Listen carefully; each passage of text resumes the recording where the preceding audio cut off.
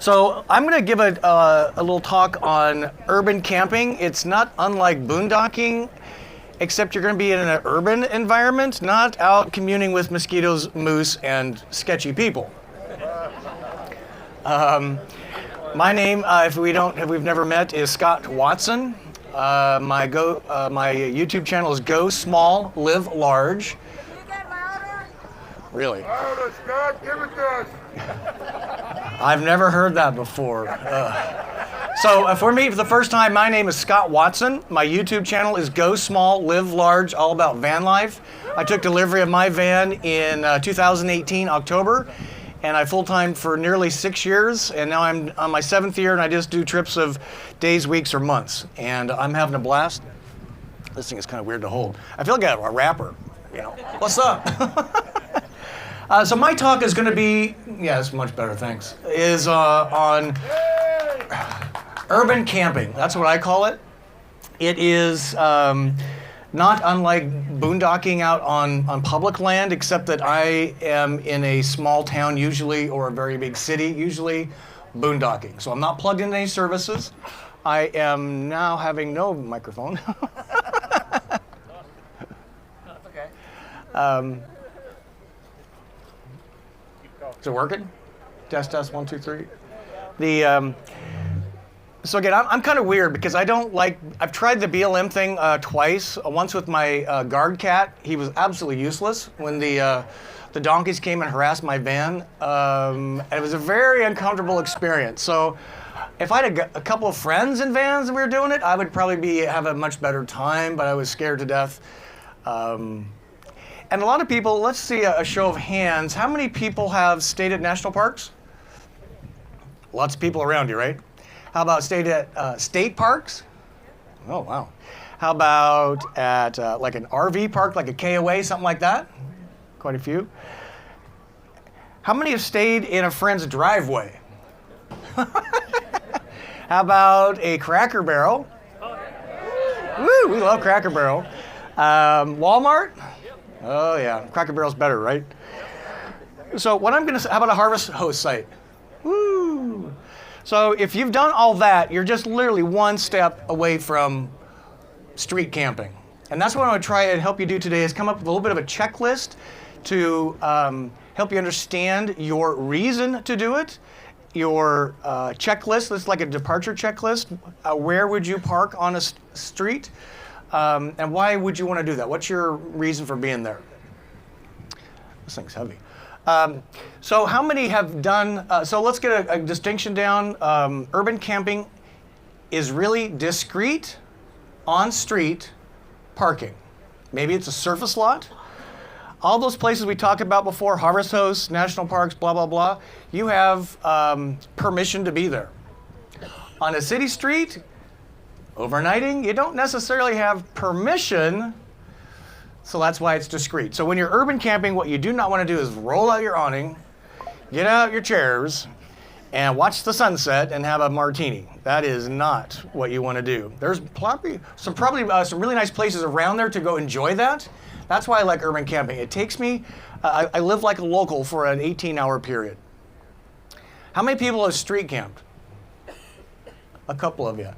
For those of you that did not raise your hand, why have you not tried urban camping? The knock. So what I want to try and go through some ideas that I've used in my years to help you understand what the value of urban camping is and how it can really change your perspective on taking in the environments around you. You know, going to a BLM land and sitting in the forest for a few days, it's kind of obvious, right? You're by yourself, you're communing with the critters. But I think, how many people enjoy discoveries in small towns? Maybe it's history, maybe it's architecture. Food, anybody? Food? I think that's what makes, for me, urban environments really interesting. Let me give you a couple examples of what I'm talking about. Every year I go back to our home base in Chicago area. I have a specific surface lot that I go to. I'll tell you some tricks on that in a second. And I stay in downtown Chicago, 1 block from the Apple Store, 1 block from the Chicago River. On a surface lot, I stay 3 days, 2 nights. My overnight bill for the parking spot is $30 a night. So for $60, I'm staying in downtown Chicago, and all of that ensues: food, beverages, all the fun, walking through the parks and all that stuff, for a whopping $60 plus what I consume. And people say, "Oh my God, so unsafe in Chicago." And, "Oh my God, this." How many people have just, when you are out camping like this, you're in your van and you're not watching the news, you find out that it's actually pretty good out here, that we're not all axe murderers, we're not all out rapists, right? And thieves, and what you see on the news is real, but it's really teensy compared to real life, yes? So just kind of apply that psychology to urban camping and you'll be just fine. So downtown Chicago, 3 days, 2 nights. Took in all the. I know it's the middle of August, by the way. Does it get hot in August in Chicago? Oh yeah, just like Florida. So I was running my lithium system, my Volta lithium system, ran the AC for 3 days, 2 nights, being very comfortable. I did a charge session in the morning when I was in the van, charge session at night when I was in the van. A generator user would have a little more trouble because that would kind of give your position away. That's why lithium is really great. But that's a great example, I think, of urban camping. Staying downtown Chicago for 3 days, taking it all in, right? Another reason I like urban camping is I discover things that I wasn't expecting. So another one, then we'll get into some how to do it in a second, is anybody ever been to Lawrenceville, Georgia? Okay, put that on your list. Who said yes? It's a great town, isn't it? Oh my God. I was actually headed to do some work, and I needed to overnight before I got there, and I applied my urban camping principles. I stayed in a city-owned parking lot for free. I had so much fun, I stayed there for 3 days and 2 nights in the parking lot. And what that allowed me to do is do coffee, bar hops. It was during Christmas, so it was all decorated. Small towns at Christmas are the best, by the way. And it was actually Thanksgiving. They were still decorated for Christmas, of course, because everybody decorates in October for Christmas. And the next morning, there was an indoor gun range, and I actually got to shoot a machine gun for the first time. I'm pretty sure I wouldn't have done that if I hadn't overnighted in Lawrenceville, Georgia. It's so funny. And they had, in one of the businesses downtown was paint by wine. Anybody ever done that? That's a good way to kind of mingle with the locals, right? So let me give you some tips on how to do this. So the fear of not trying this is generally the knock. So here's what I've come up with over the years in terms of a system of how to do it safely to prevent the knock. A lot of people may be concerned by getting a parking ticket, parking fine, yeah? But it's mostly the knock. So what Joe said is accurate on if you get a knock, but I want to prevent a knock. That's what I'm after, preventing the knock. So what I do is, if I go to a town and I really like it and I want to stay, I kind of scout out the area. I go visit the visitor center, maybe the convention visitors bureau, find out if there is enough cool stuff that meets my point of interest criteria. Culture, history, maybe there's a saloon, maybe there's a cool park down by the river or something like that, and that makes me want to stay. So I go and I learn about that from the visitor center. And as I've kind of scouted around town, I've noticed places that would be a good place to urban camp on the street. And I ask the visitor center people, because they're usually very familiar with that immediate downtown area.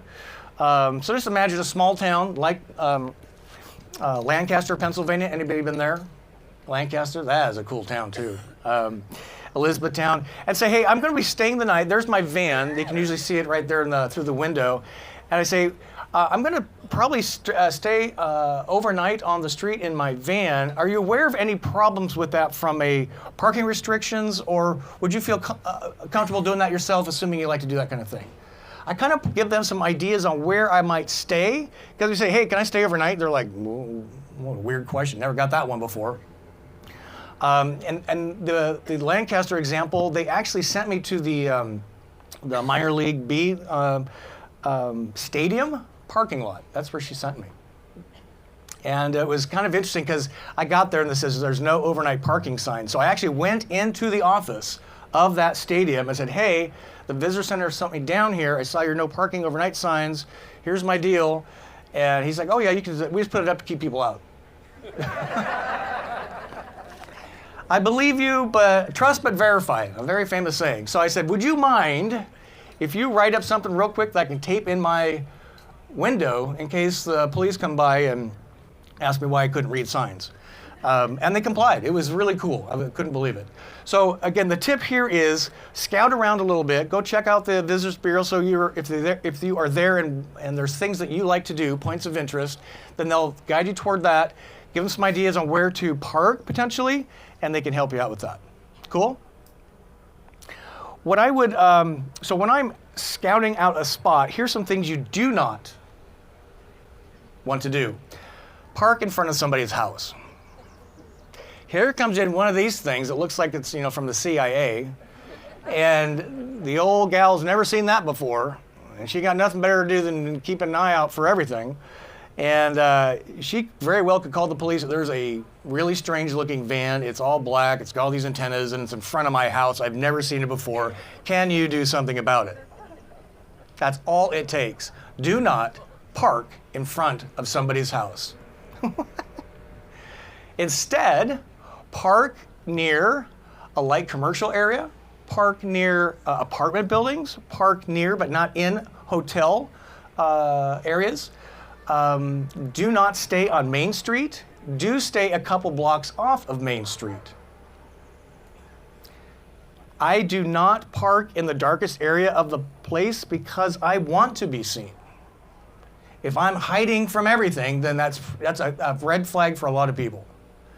I actually park my van directly underneath a streetlight so that it's illuminated around me.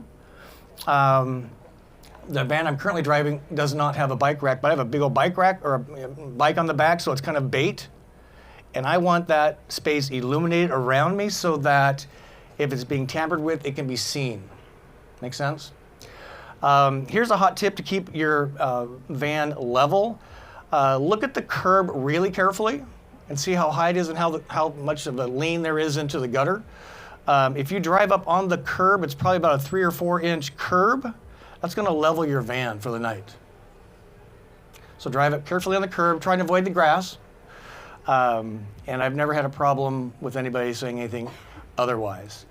I don't close my windows in the cab, windshield or driver passenger windows, because I want the van to look like it's a parked vehicle, not somebody overnighting. Again, trying not to call attention to myself. I will close the blinds in the bedroom, but I will not close up the front. Again, what you don't want to do is call attention to yourself. And if I close up everything, what can I see outside? Nothing. So I want to see what is going on around me. If something's going on behind me, I can peek through the window cover and see what's going on. I don't have automatic lights that if there's movement, it'll turn on. To me, that is giving your position away. And it's probably going to be a dog or a cat or a squirrel or something like that. Nobody really scoping out your van. If there is trouble, I have a flashlight. What they're not expecting is anybody to be in there, and I open the thing and I hit them with the flashlight, and they're like, whoa. Then they scamper off. They're just kind of curious more than anything, not trying to break in. A couple other tips, I think, is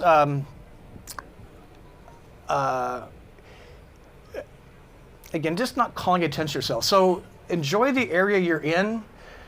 Don't make it a movie night in your van. Don't make an elaborate dinner in your van. Go have dinner, enjoy the local tastes, local cuisines. That's kind of what you're there for. Don't get too boozed up because you want to be alert in case something does happen. And then when you get back to your van, just turn on little minimal lights and just go to bed. Cover your van, or cover the windows you need to, and then go to bed. Don't sleep in your birthday suit in case there is a problem. Have your shoes, sandals, something like that, readily available in case there is a problem. Know where your keys are. My keys are always on the key hook. How many minutes a day do we spend looking for our keys? Oh, honey, I thought you had them. No, dear, I thought you had them. Apparently neither of us have them. So be prepared in case there's a situation, like what Joe and Kate were talking about, but don't be alarmed. Do not be alarmed.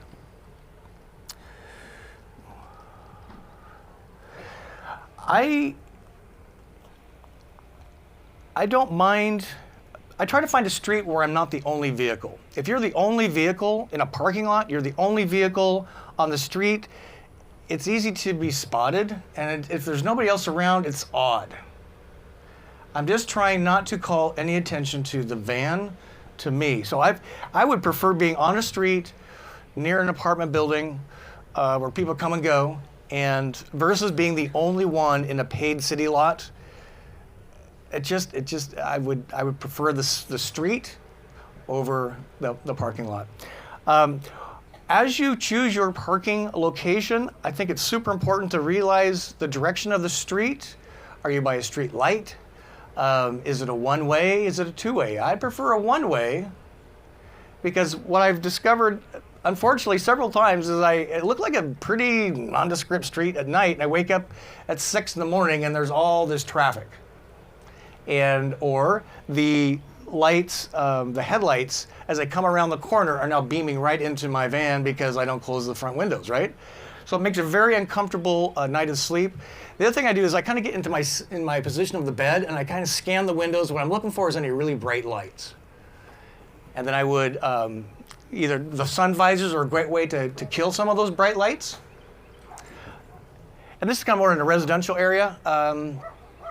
And I have like window covers that I can just hang from the cab of my van to block some of that light without covering the actual windows. Hopefully that makes some sense. The other thing I would do is, as I'm kind of scouting around and am deciding to stay the night, is check with the locals again. The bartender, the waitress, visitor center people, of course, and just see what, is this a safe area, in their opinion? Any problems? Certainly a bar and restaurant people will tell you, I've even stayed in restaurant parking lots because I had dinner and say, hey, do you mind if I just stay the night? Get the business card and say, as long as you're out in the morning, no problem. So I think if you just kind of take the next step, know why you're going to stay, and then do some of those things I just talked about, it'll give you a little more comfort and give it a try. The first time is always scary, and I will admit it's probably the worst night of sleep you'll get the first time you try it. But it's like being in a strange hotel room, right? It's not comfortable that first go around. So give it a try. And I think you'll really kind of expand your portfolio of places to stay and your van life experiences. In addition to going out in the forest, try staying in downtown Lancaster, Pennsylvania.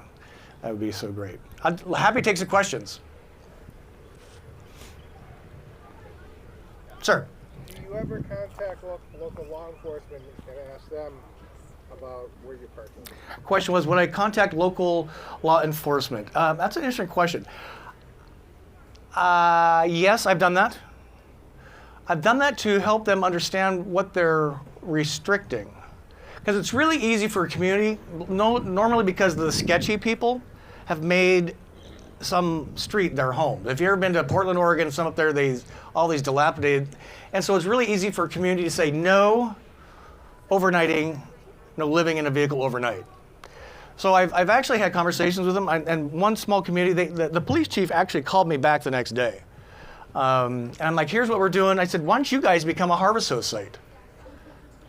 Anybody been to Pontiac, Illinois, on Route 66? At the Harvest Host? Where's the Harvest Host site?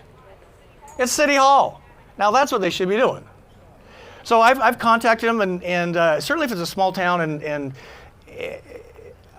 I see them out and about. Who's ever been approached by a policeman because they're just curious about your van?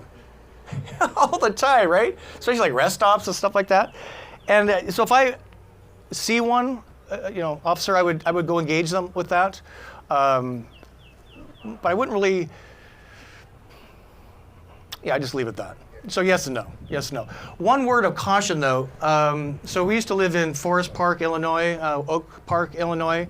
And a lot of these small towns in huge metro areas have overnight parking restrictions, so no parking from 2 a.m. to 5 a.m. That's not to get us. That's to keep the residents from parking junk cars on the street. and they never get moved. So if I'm in again, just talking with the locals, you'll learn everything you need to know. But maybe check the city website and the parking restrictions, and that will give you peace of mind. Sir. What I find is one of my newer go-tos is the boat launches, where there's a boat dock and a boat launch, because basically employees of whatever state park it is, they get tired of locking the gate, and if you stay out of the way of where the boats are going to park and be moving, they tend to not bother you. So the gentleman's saying boat launches is a good place. I've never done that. That would be a good one. A lot of people ask me about staying in hotel parking lots, hospital parking lots. I guess I've never tried it because I feel like now I'm imposing on them. It's a commercial business. I didn't buy anything there. I'd much rather stay on the street. Because a lot of the hotels have you put a parking pass in and all that business, and they check the parking lots because they don't want anybody showing up for free breakfast in the morning if you're not staying in the hotel. So I don't know. I'm just used to street camping. Jared. Yes. Have you intentionally targeted a city hall going into a town if you couldn't find anything else? I would like to stay by the police station, the city hall, fire department. You just got to understand that you're gonna maybe have sirens and stuff. But I'd be happy to stay. Who's gotten free water at a fire station before? Anybody got that? Yeah. They're actually really cool people. We know that, but they are just regular people and are curious. So I think staying a block away from a police, anything, first responders would be great, with the understanding that you're going to hear sirens, probably. Yes, good question. Parking meter areas. A lot of times the meters will expire at say 9 p.m. and will become active again around 8 a.m. A lot of those areas, it's okay to park. They're just not collecting money for those areas anymore. As long as there's no sign around that says no overnight parking, I've had good success doing that. Bingo. So he's talking about parking meters, and he's got a great point. Yeah, when you're street parking, you definitely want to check for signs. I always walk the block. That also helps me understand what's going on around me, but look for the parking signs. And the gentleman's saying if you have a parking meter, the meter stops collecting money. You have to pay from usually it's 9 p.m. until about 6 a.m., 7 a.m. Again, totally fine. And if you stay in the morning a little bit, just put a few coins in the thing or buy the time on the app, and again, you're kind of contributing to the local economy, which is kind of cool. That's, sir. Yes, some of the smaller towns along in Texas have their own municipal little RV parking spot areas where you can hook up. They don't charge you anything, or they may have a $10 fee or something. And I've been to a couple other ones where it's municipal small camping spots, and they have the iron bank, where you put Oh, yeah. in the envelope, drop it in the bank. So the gentleman's saying cities and small town municipalities have what do you call them? Honor pay system for that. And one like that is anybody been to the Shiner Brewery in Shiner, Texas? Yay! Shiner, my other favorite beer. They have the same deal there. It's kind of a city-owned lot with a text message, and they'll come collect the money at some point. So again, just using the local resources, being curious, wanting to try something is great. I think we got one question over here, quick. Lady with the white hat. Yes, ma'am. What about overnight parking at airports? Oh, that's a beauty. I've done that a lot. Now it's noisy. It's noisy. So the idea is to stay in an airport parking lot overnight. So I've done this many times when I am flying in or out. So I'm flying out in the morning. I stay overnight in the parking lot. And when I get back, where am I going to go at 10 o'clock at night? I'm just staying in the parking lot again. So you extend your parking a little bit, but that's a beautiful idea. People are coming and going. It is noisy. And you really want to be careful of, parking garages are kind of obvious because we can't get our vans in. But some of these parking lots have height restrictions or other things, so you just really need to scope it out really well. That helped, but yeah, that's a great idea. It's noisy, but incognito. Sir? If you're a veteran, some military bases actually have RV parking lots open to vets.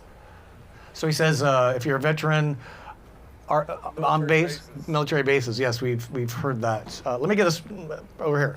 Where was it, sir? We boondock a lot, and urban boondocking, one of the things we did is we joined a lot of, I call them fraternal organizations. So we're a member of Moose, American Legion, and VFW. And a lot of times, like you say, stop and talk to a local post or Well, that's a good idea. lodges, get some intel on them on the local community, and like 90% of the time, they're like, just stay here for a night. Come have a cold beer, tell us your story.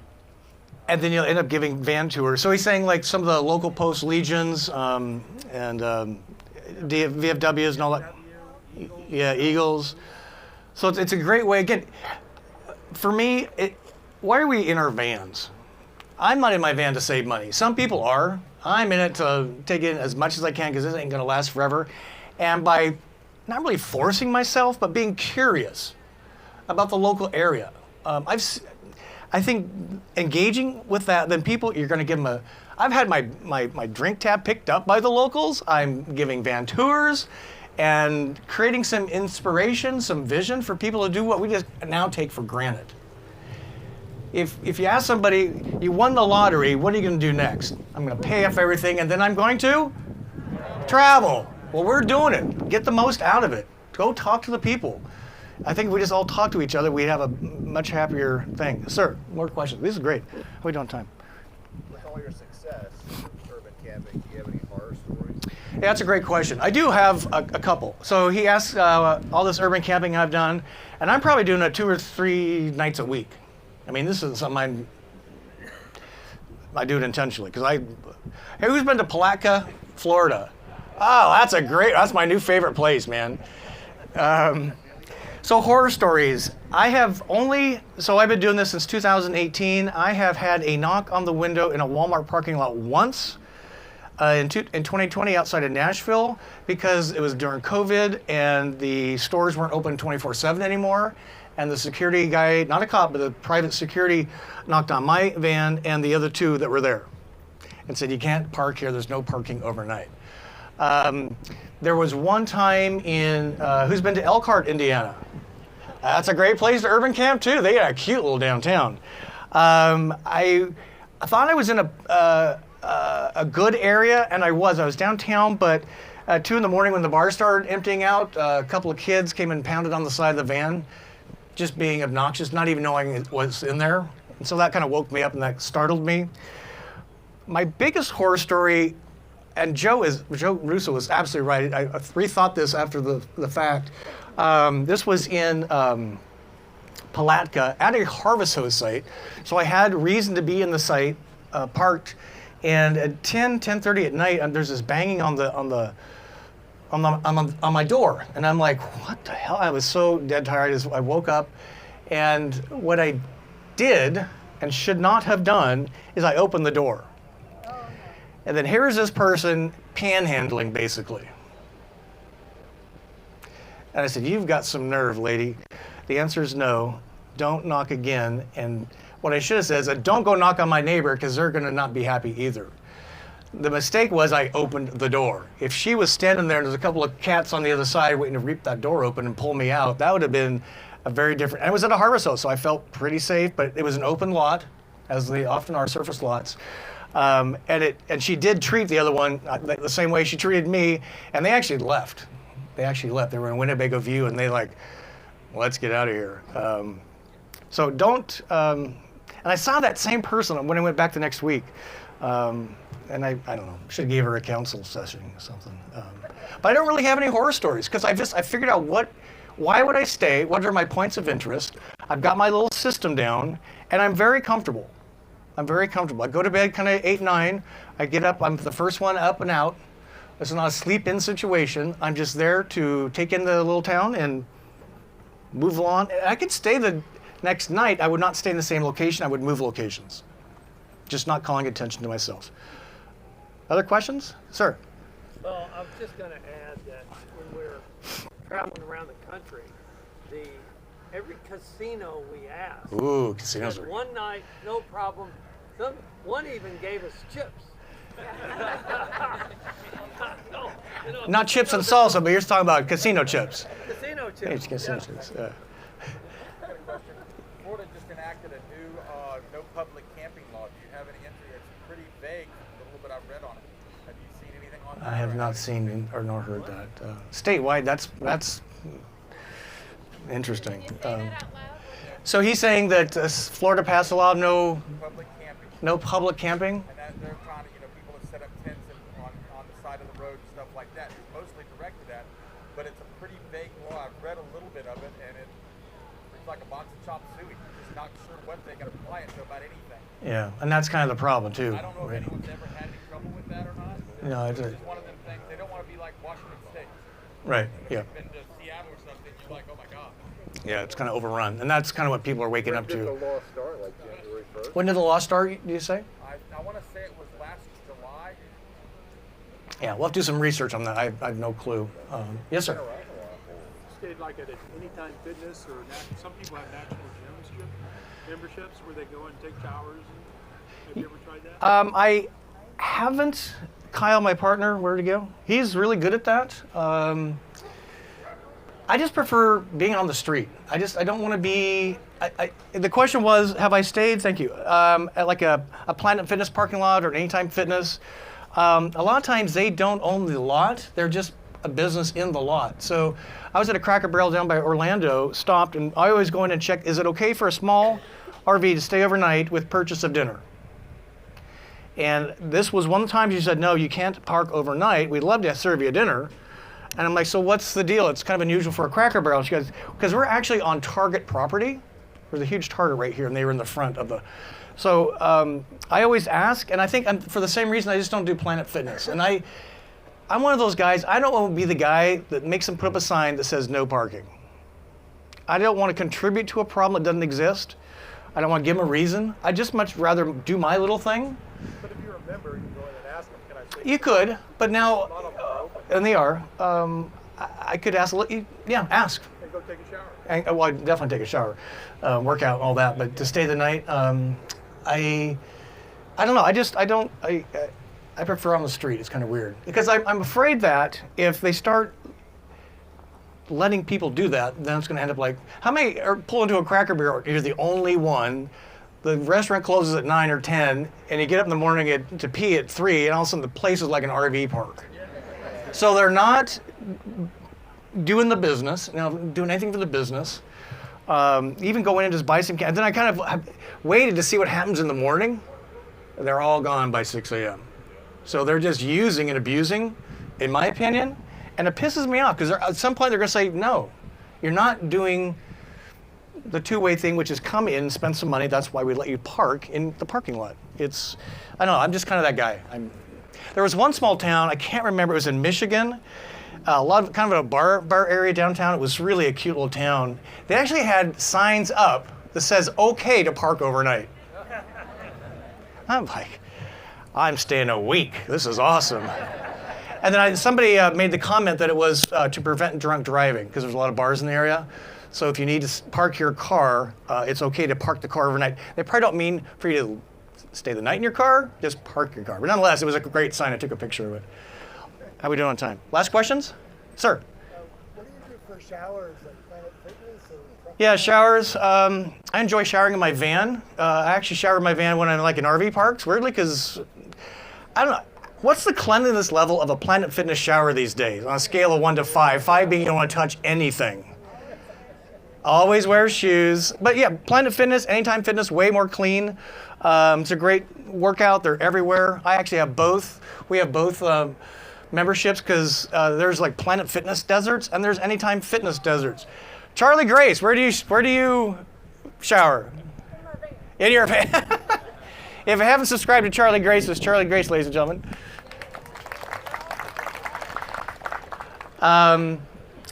So yes, that's where I would normally go. So my routine in a week is I'm either harvest hosting, street camping, 3, 4, 5 days, and then I go to a KOA so I can empty my tanks, do some laundry, just chill, and then rinse and repeat for the next week. That's kind of the way I roll. And a lot of the campgrounds and state parks have really nice restrooms generally. And I've learned, you don't have to, we've been here, 3 nights? You don't have to shower I don't have to shower every day. There's these things called wipes. And I love the Target one. The cucumber is my favorite one these days. They're non-flushable, so they're tough, they're big.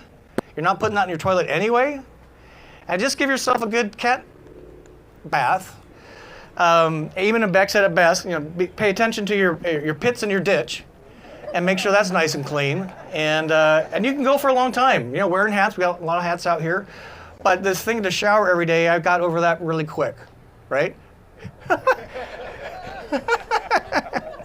He's like, well, I do brush my teeth. In fact, if I'm going into a Planet Fitness to shower, I am pooping, shaving, cleaning my teeth, and then I go in and shower. I want to do all that in my shower, not there, because again, I don't want to be that guy looking like the homeless dude, right? How many people have seen people grooming their beards and stuff at the Planet Fitness? I'm like, please. Really? Really? Sir? I haven't heard anyone yet say Loves. I have never stayed there. How many people have... You can park at Loves, and they don't mind. They have RV dumps, and they have the cleanest showers. They pride themselves like Buc-ee's. Loves. So how many people have stayed at Loves overnight? Pilot, not Flying J. They're nasty. But Loves. Extremely clean. Like extremely clean.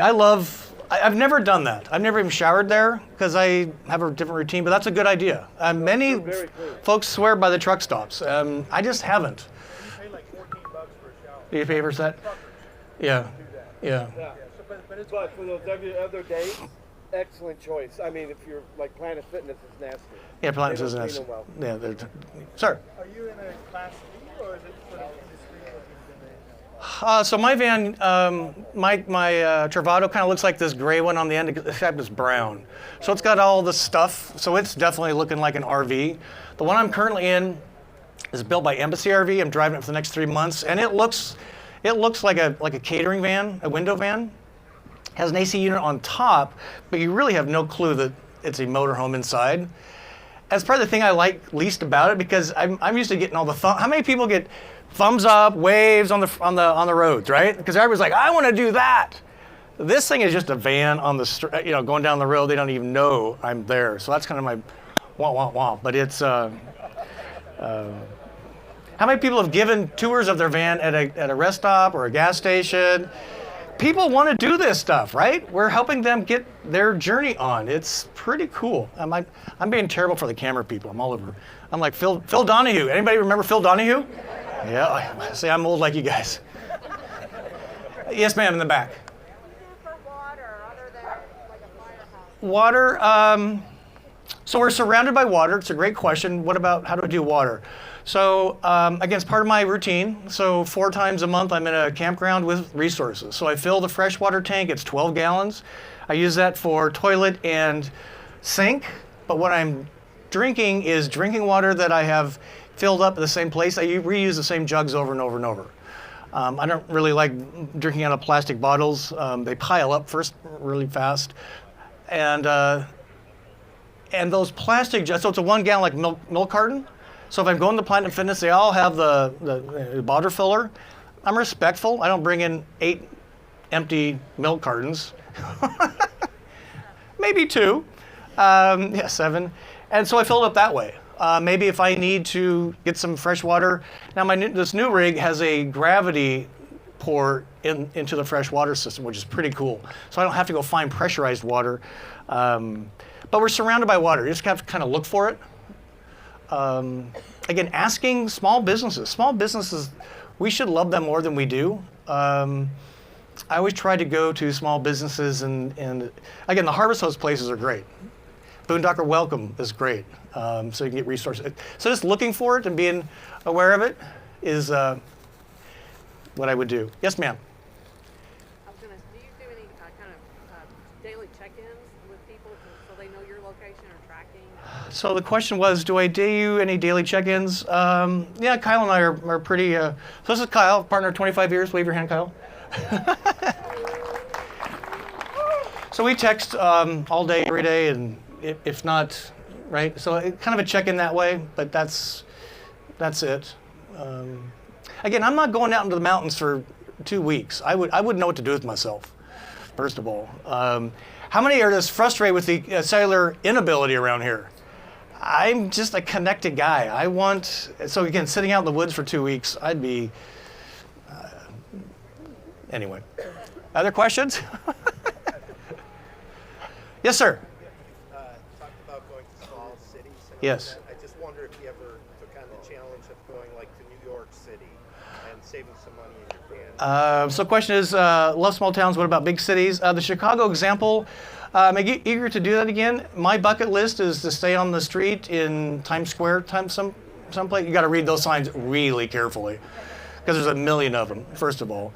I think it'd be awesome, right? Stay in downtown to New York for whatever the price of the overnight thing is at this meter. So here's a couple tips that reminds me. If you're going to big cities, bigger cities, or even the airport, there are a couple apps you'll want to get and try.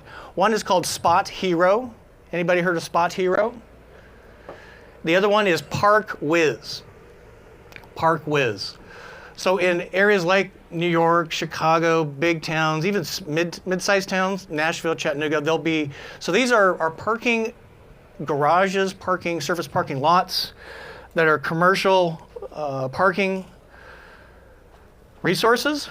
You can check out the location. There's often pictures associated with it. You can see what it costs to stay the night. I found in like a Chicago example, don't buy the ticket at 2 p.m., buy it at 8 p.m.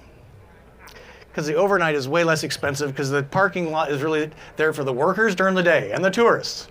So while it might be $60 for a day, it's only $25 for overnight.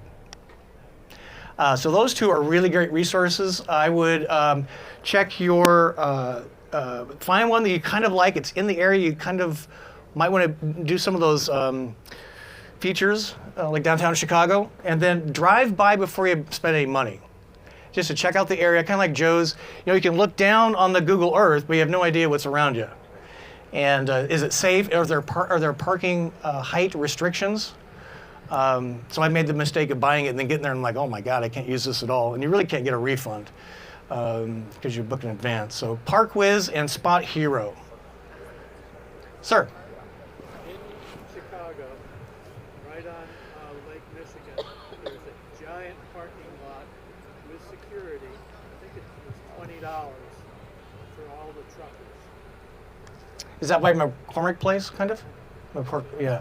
So Chicago has a huge convention space. McCormick Place is the name of it. It's on the south end of downtown. I've heard other people, including the Keep Your Daydream, have stayed there. So try that. I mean, it's kind of like water. We're surrounded by, you just need to kind of use some resources, use a little curiosity, talk to the locals. I mean, it's crazy. How many people have rolled into a small town, found on a weekend and found a really great farmer's market? And then you start talking to locals, and now you're going over here, and you're like, where am I going to stay tonight? That's a perfect example of having your urban camping checklist, and just stay the night, and then wake up in the morning and go have coffee at a cool coffee shop like a local, right? And expand your travel experience versus running from the cool farmer's market to, I don't know, Love's. Live like a local. Yes, sir. Yeah, on the subject on the water, I've used what they call a church key. It's a four-way, four-square drive. A lot of the restaurants, gas stations, well, their outside faucet has no handles. But this is a square drive you can turn the water on and off with. Okay. Emergency backup, get yourself with water. So yeah, so like a water handle. A church key. A lot of places, how many have been to St. Augustine and noticed all the gas stations, they've removed the water handles off the spigots because they don't want people getting free water. So again, I'm kind of one of those, I don't want to be the reason they say no. I want them the reason to say, come on, visit our cute little town, Pontiac, Michigan, staying at the City Hall. And you get a swag bag and all this stuff, and it's a great little town, right? I just love little towns. It's just the coolest thing. What else on your mind? And we'll call it a wrap. Sir. I heard you have a website, GoSmallLiveLarge.com. Don't you have a YouTube channel also?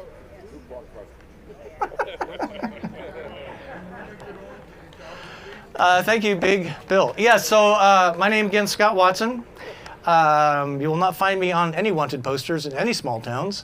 My website is GoSmallLiveLarge.com. We're doing a lot of in-person events. There's a lot of you here because of me and us. We got more of these coming up throughout the year. So visit for. I don't have the resource site that like Joe and Kate We're the Russos do, but a lot of it focus on community. So if you into that, GoSmallLiveLarge.com, and my YouTube channel, surprisingly, is Go Small Live Large. So thank you. And then at 7 o'clock every Wednesday, we do What's Up Wednesday. It's kind of a community Q&A. We usually have a guest or a topic. Charlie Grace, stand up again. What's the name of your YouTube channel, Charlie Grace? Charlie Grace Adventures. Woo! She's going to be on a guest in a couple weeks, and we've got a lot of brands coming on, Lithionics, Road Trek. Van Caskey's going to be on in a couple weeks. So join us, put that in your calendar, 7 p.m. Eastern Wednesdays, every Wednesday, What's Up Wednesday. And come see my van, because it's very different than what I've ever been in before. And I would love to talk toilets with you. So I'm right behind the first aid van, right there behind the little white tent. So, and I'm not kidding about toilets. I was so disgusted. Who knows what a separate tiny is? Okay, you and me need to have lunch because it's the coolest thing. We need to get the word out. I'm telling you. So I've had my black tank for all these years, and now I took one look at this thing, and I'm like, how's it work? There's 2 holes. He's like, well, you just sit on it. I'm like, sit on it? I'm a boy. I'm supposed to stand. You know, I'm like, what the hell is this thing?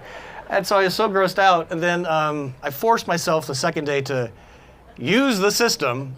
And I'm like, that's really nice. No water, no worries, no smell. I can't believe it. I can't wait to go home and get my Travado tank swapped out with a separate tiny, right? Oh, this is great. And there's no mixing. It's just, if you want to come by and see my tiny separate, I'd be happy to show you. Yes, sir. Two-part question. Do you recommend any dealership that's really a responsible good dealership that even ships, anyone? General RV is really great. That is not the answer he was expecting. Yeah, I've had a lot of great partners over the years. Embassy RV is one. And we're going to be in a Nuvo. I just did a video on Nuvo, if you haven't checked out that van. But the best brands of vans with the best team of sales and service, I think, is Sunshine State RVs. They will never give you the lowest price. And who's been caught in the trap of lowest price, and then you kind of never see them again? They treat you like a what? They ghost you? Is that the term the young people are using these days? They will not ghost you at Sunshine State RVs. So if you're buying a van, tell them Scott said, I get zero money from them. But we do a lot of work together, like put me in a Nuvo overnight so I can share that experience with you all. I was in a Travado. Who's got a Travado 59K? So the floor plan is the galley behind the driver's seat, 2 twin beds, and a bathroom in the back. Anybody ever seen that across any of the other RV brands? Everyone. So Sunshine put me up in the 59K a couple weeks ago, and it completely changed my opinion of that floor plan. I used to poo-poo it. I'm dragging around my bedroom. And now I'm like, this is actually really nice. So this is why I'm staying in other vans, to get that experience, roll into my 7 years of urban camping and everything else, and then share it out with y'all so you can help expand your experience. So Sunshine State RVs. Big Bill is the one you want to hook up. Tell Nick and the team, right? The other one, if you're up in the Midwest, there's 2 other good ones. One is Winnebago Motorhomes in Rockford, Illinois. They're Winnebago only. They're really family owned. Really family owned. You talk to the dad and the grandpa. That's where I bought my Travado. And the other one that's a really great dealer is Advance RV up near Milwaukee. Yay! So if you're looking, they've got Winnebago, they got Road Trek, they've got Pleasureway. And then it's a really legit family-owned deal there too. So, because we spend a lot of money on our vans, and if you got a shitty dealership experience, it just ruins everything, right? How many people are using mobile tech RVs to get things fixed in your van versus taking it back to the dealer? Yeah, if you're kind of needing some basic stuff, it's a really great way. A lot of times they will bill the dealer for the repairs, so try that out. That helps keep you on the road versus sitting around waiting for something to be fixed in 2 months, right? Last questions? All right, everybody have a happy day. Get your journey on. Peace be with you. Thank you for attending. I appreciate it. Come see me and let's talk toilets.